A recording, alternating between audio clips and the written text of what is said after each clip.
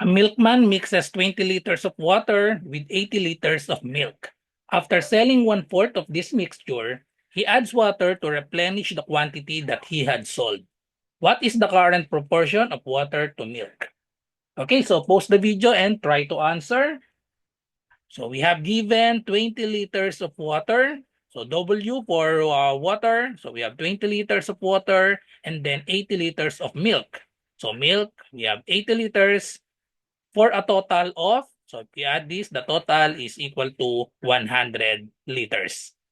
Then after selling 1/4 of this mixture, so we will multiply 1/4 to 20 and 80 and to 100. If we add that, the total is the 1/4 of this 100. Okay, so 20 times 1/4, 20 times 1/4, so that's simply 20 divided by 4. That will be equal to 5. And then 80 times 1/4, so 80 divided by 4, that is equal to 20. So if we add that, 5 plus 20, so that is the 1/4 of 100. So 1/4 of 100, so that is equal to 25. 5 plus 20 is 25. Okay, so after selling 1/4, so that means we will subtract 520 to the original. Okay, so this will be the remaining amount of water and milk in the mixture. So 20 subtract 5, so we have remaining of 15.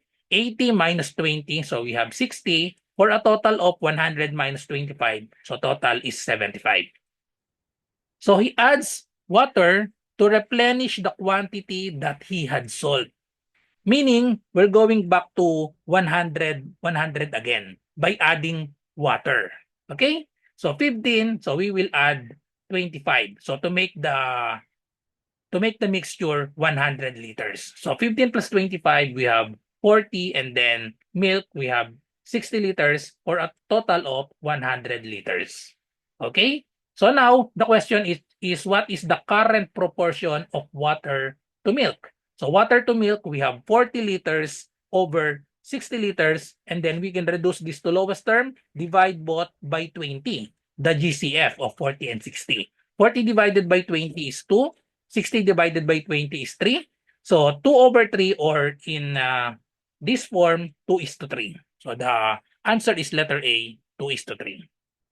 So thank you for watching. I hope you learned something from this video. So see you on my next math tutorial for civil service, college entrance test, and so on.